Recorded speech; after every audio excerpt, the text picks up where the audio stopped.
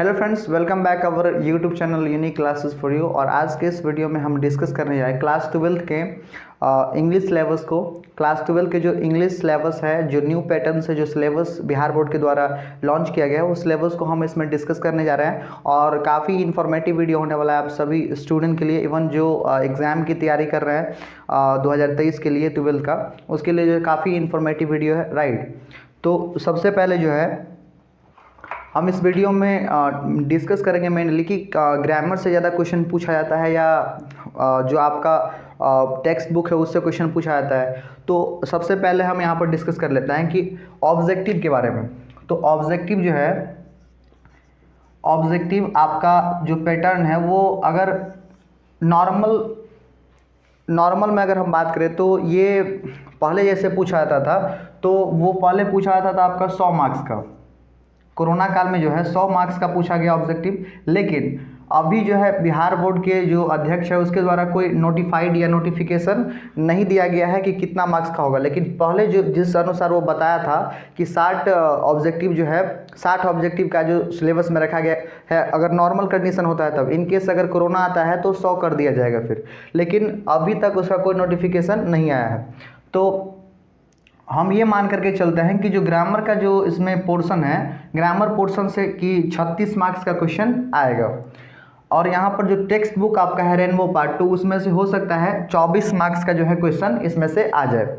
लेकिन ऐसा अगर कितना भी क्वेश्चन इसमें से, मान लीजिए कि अगर ग्रामर में से 50 क्वेश्चन आ गया और 10 से क्वेश्चन बुक से आया, तब पर भी हम सॉल्व कर सकते हैं कि उस लेवल का जो हमारा तैयारी रहेगा तो हम आसानी से जो है मतलब एग्ज़ाम में अच्छा परफॉर्म कर सकते हैं। लेकिन नॉलेज के लिए मैं आपको हमने बता दिया कि ये जो है 36 मार्क्स जो है आपके बुक से रहेगा, ये थोड़ा 1-2 नंबर का कम ज़्यादा हो सकता है। मान के चलिए कि 50-50 रहेगा। ऐसे 30-30 मार्क जो है, अगर 60 नंबर का अगर पूछा जाता है तो 30-30 मार्क्स का रहेगा क्या चीज़, ऑब्जेक्टिव बुक से, और 30 मार्क्स रहेगा बुक से और 30 मार्क्स ग्रामर से। लेकिन अगर 100 मार्क्स का इनकेस हो जाता है, इनकेस अगर 100 मार्क्स आपको ऑब्जेक्टिव पूछा जाता है, तो मान करके चलिए कि ये जो ऑब्जेक्टिव है वो 50 नंबर का आपको पूछा जाएगा बुक से और 50 नंबर का पूछा जाएगा आपको ग्रामर से, राइट।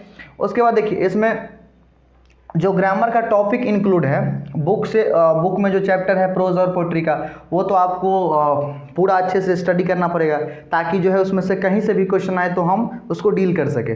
लेकिन हमने यहाँ पर जो है ग्रामर पोर्शन का हम अभी जस्ट बात कर रहे हैं। तो ग्रामर पोर्शन से अगर क्वेश्चन आता है तो पहला जो है ग्रामर का पहला पोर्शन वो है time and tense. Time and tense से जो है क्वेश्चन आने का काफ़ी संभावना रहता है और कई बार क्वेश्चन 3-4 भी आता है, कई बार 1-2 भी आता है। तो टाइम एंड टेंस आपका बेस बनाता है। उसके बाद फिर आपका हो गया वॉइस से 2 क्वेश्चन तय है। अगर यहाँ पर नरेशन से भी तय है क्वेश्चन।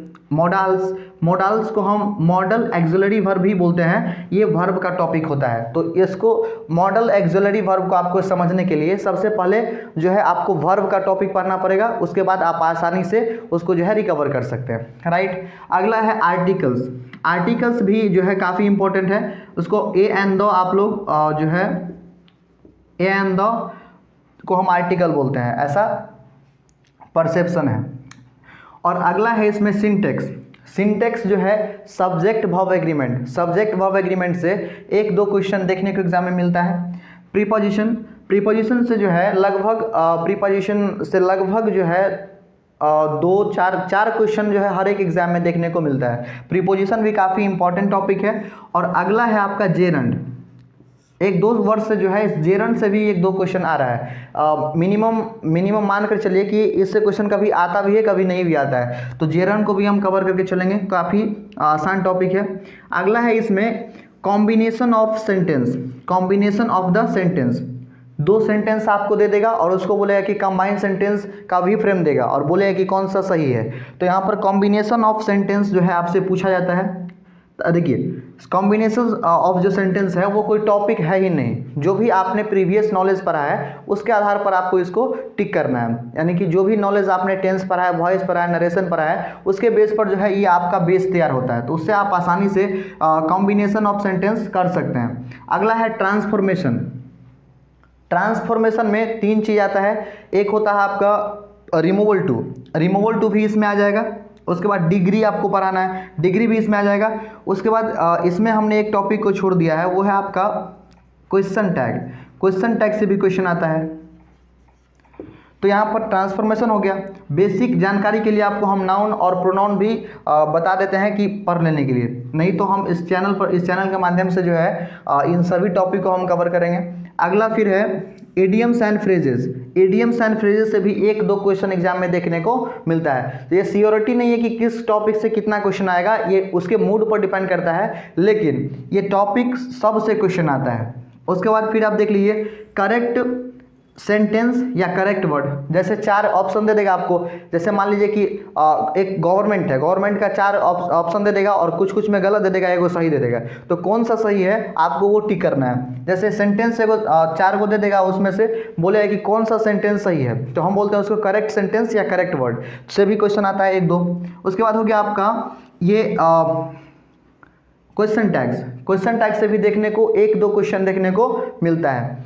और यहाँ पर एंटोनियम से भी क्वेश्चन आता है। एंटोनियम्स इससे भी क्वेश्चन आता है, विपरीतार्थक शब्द जिसको हिंदी में बोलते हैं। यहाँ पर सिनोनियम से भी क्वेश्चन देखने को मिलता है। उसके बाद वन वर्ड्स सब्स्टिट्यूशन से भी क्वेश्चन देखने को मिलता है। इसको बोलते हैं हिंदी में एक शब्द के लिए अनेक शब्द, मतलब अनेक शब्द के लिए एक शब्द, राइट। तो हमने अभी जो है ग्रामर का जो होल पोर्शन, जितना भी पोर्शन था इसका, जितना पार्ट था कवर करना, उस सभी पार्ट के बारे में बताया। और उसको अगर आपने अभी तक कवर नहीं किया है तो आप कवर कर लीजिए, ये जो है आपके एग्जाम के पॉइंट ऑफ व्यू से काफ़ी रिलेवेंट है, राइट।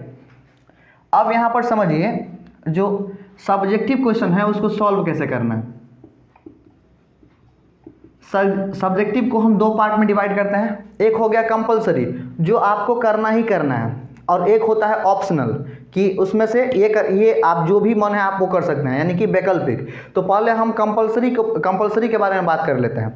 अब यहाँ पर समझिए, इससे तो आपको एक लिखना ही लिखना है, एस्से को आपको स्किप नहीं करना है। तो एस्से जो है 8 मार्क्स का आपका आएगा, उसको आपको लिखना ही लिखना है, तो 8 मार्क्स का हो गया। अब यहाँ पर समझिए एक्सप्लेनेशन जो है 2 आपको पूछा जाएगा पोइट्री से और 2 पूछा जाएगा आपको प्रोज से। उसमें से एक जो है आपको लिखना है, कि कहीं से लाइन उठा के दे देगा, बोलेगा कि लाइन कहाँ से लिया गया है। तो ये जो है इसको हम बोलते हैं एक्सप्लेनेशन, यानी कि हिंदी में बोले तो व्याख्या।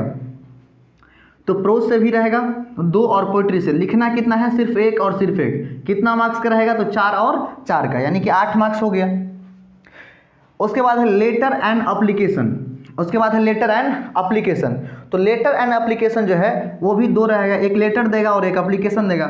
जो भी आपको मर्जी है, एप्लीकेशन लिखने का मन है तो एप्लीकेशन लिखिए, अगर मान लीजिए आपको लिखने का मन है लेटर तो आप लेटर लिखिए। लेकिन दोनों में हमको जैसा लगता है कि लेटर काफ़ी अच्छा होता है और उसमें ज़्यादा तामझाम नहीं होता है। अगला देखिए फिर क्या है, अगला है प्रीसेज और पैसेज। तो प्रीसेज मतलब होता है, अगर हम हिंदी में बोले तो प्रीसेज का मतलब होता है संक्षेपण, और पैसेज का मतलब होता है गाधांश। यानी कि गाधांश का मतलब ये हो गया, पैसेज में आपको पहले एक पैसेज दे देगा किसी चीज़ के बारे में, और उसी से 3-4 क्वेश्चन बना देगा, और उसी में से आपको आंसर ढूंढ करके लिखना है। तो हमको जैसे लगता है कि ये प्रीसेज से काफ़ी बेटर होता है पैसेज, क्योंकि प्रीसेज में आपको हेडिंग बनाना पड़ेगा, और विदाउट हेडिंग, अगर हेडिंग आपका गलत हो जाता है तो मार्क्स आपका एक भी नहीं मिलेगा। लेकिन अगर पैसेज आपने उसको सही से रिटेन किया है तो पैसेज में गलत होने की बहुत ही कम संभावना होती है, राइट। अगला देखिए, अगला इसमें है शॉर्ट टाइप जो क्वेश्चन है, शॉर्ट टाइप क्वेश्चन। तो शॉर्ट टाइप क्वेश्चन जो है वो कितना है, आपको मान लीजिए इसमें से कितना भी क्वेश्चन रहेगा, सिर्फ कितना सॉल्व करना है, 5, और कितना नंबर का रहेगा, 2 नंबर का, यानी कि 5 गुना 10 मार्क्स का जो है आपका ये शॉर्ट टाइप क्वेश्चन हो गया। तो ओवरऑल ये जो है आपका कंपलसरी पार्ट को आपको स्किप करना ही नहीं है, इसमें कोई ऑप्शन नहीं है, आपको ये लिखना ही पड़ेगा। यानी कि हम कंपलसरी किसको बोलते हैं, जो अनिवार्य हो, मतलब ये आपको लिखना ही लिखना है, इसमें कोनो ऑप्शन है कि ये नहीं लिखना है, ये नहीं आता है तो ये लिख लीजिए, ये ऑप्शन, इस तरह का कोई ऑप्शन इसमें अवेलेबल नहीं है। तो यहाँ पर ये कंपलसरी पार्ट में से जैसे एस्से पूछ देगा तो एस्से जितना पूछेगा उसमें से सिर्फ 1 लिखना है। लेकिन एस्से को आप स्किप नहीं कर सकते कि हम एस्से को छोड़ देते हैं, नहीं आता है तो, और दूसरा चीज़ लिख लेते हैं। तो कहने का सेंस मेरा है कि कंपलसरी का मतलब होता है जो स्किपेबल ना हो, जिसको हम स्किप नहीं कर सकते हैं। तो अब यहाँ पर इस पार्ट को जो हम बोलते हैं कंपलसरी, तो एक ऐसे लिखना पड़ेगा, 2 एक्सप्लेनेशन, एक प्रोज से, एक पोइट्री से, उसके बाद एक लेटर या एप्लीकेशन, एक प्रीसेज या पैसेज, और 5 जो है शॉर्ट टाइप क्वेश्चन। तो कंपलसरी के पार्ट से कितना मार्क्स आ गया, 35 मार्क्स। और ये 35 मार्क्स काफ़ी महत्वपूर्ण मार्क्स होता है, राइट। उसके बाद जो है यहाँ पर आपको फ्री का मार्क्स मिलता है क्या, ऑप्शनल में। समझिए ऑप्शनल में, समझिए यहाँ पर क्या है, ऑप्शनल में आपको 5 पार्ट्स दे देगा। ऑप्शनल में आपको 5 पार्ट्स देगा, एक हेडिंग डालेगा, उसके अंतर्गत 5 या 6 पार्ट्स दे देगा और बोलेगा इसमें से any 3 question you have to solve, यानी कि इसमें से सिर्फ 3 आपको क्वेश्चन को सॉल्व करना है। अब यहाँ पर समझिए क्या, प्रोज सेक्शन से दे देगा 3 पोइट्री, प्रोज सेक्शन से दे देगा आपको 3 चैप्टर का नाम, अब बोलेगा इस पर समरी लिखने के लिए, तो एक पे लिखना है। और यहाँ पर पोइट्री सेक्शन से दे देगा 3 समरी, उसमें से बोलेगा एक लिखना है, तो सिर्फ एक पे लिखना है। अब यहाँ पर समझिए, फिर यहाँ पर लॉन्ग टाइप क्वेश्चन, तो लॉन्ग टाइप क्वेश्चन कहाँ से देगा, स्टडी ऑफ इंग्लिश से। तो स्टडी ऑफ इंग्लिश का कौन क्वेश्चन दे देगा, तो स्टडी ऑफ इंग्लिश जैसे बोल सकते हैं आप, right a note on global English, global English पर आप टिप्पणी लिखें। तो इस तरह से अगर ये दे देगा यहाँ पर, नहीं तो बोल देगा यहाँ पर कि राइट ऑन ओल्ड इंग्लिश, आप ओल्ड इंग्लिश पर कुछ टिप्पणी लिखे, right not on old English, तो कुछ भी यहाँ पर जो है स्टडी ऑफ इंग्लिश से बोल सकता है। तो स्टडी ऑफ इंग्लिश से जो है लॉन्ग टाइप का क्वेश्चन होगा, सिर्फ एक आपको सॉल्व करना है और वो कितने मार्क्स का होगा, 5 मार्क्स का। इसमें सब क्वेश्चन जो है 5 मार्क्स का होगा। उसके बाद है matching chapters and point. Matching chapters and point में क्या होगा, यहाँ पर एक तरफ चैप्टर का नाम होगा और एक तरफ पोइट का नाम होगा, वो 2 तरह से देगा। कभी कभार क्या करता है कि प्रोज में से भी दे देता है और पोइट्री में से, तो फ्री का 10 नंबर हो गया। लेकिन कभी कभार क्या करता है कि प्रोज में से देता है और पोइट्री में से नहीं दे करके कुछ स्टडी ऑफ इंग्लिश से ले लेता है, कुछ पोइट्री से ले लेता है और दोनों को मिक्स करके देता है। तो यहाँ पर ये जो है 10 मार्क्स आपका फ्री का होता है। और अगर मान लीजिए आपको ट्रांसलेशन आता है, फिर समरी लिखने की भी जरूरत नहीं है। अगर आपको ट्रांसलेशन सही से बनाने आता है तो आपको समरी लिखने की भी जरूरत नहीं है। तो 15 मार्क्स आपको यहाँ से जो है फ्री मिल रहा है ऑप्शनल से। तो 15 मार्क्स अगर यहाँ से फ्री मिल रहा है तो आप इसको एडॉप्ट कीजिए, है कि नहीं। अब यहाँ पर कंपलसरी में आपको सॉल्व करना है, यहाँ से जो है मार्क्स गेन करना काफ़ी जो है एक तरह से आप बोल सकते हैं कि डिफ़िकल्ट टास्क है। यहाँ अगर कोई हवाबाजी करेगा तो यहाँ से मार्क्स उठा नहीं सकता है, लेकिन यहाँ से वो मार्क्स को गेन कर सकता है। कहाँ से, ऑप्शनल वाला पार्ट से।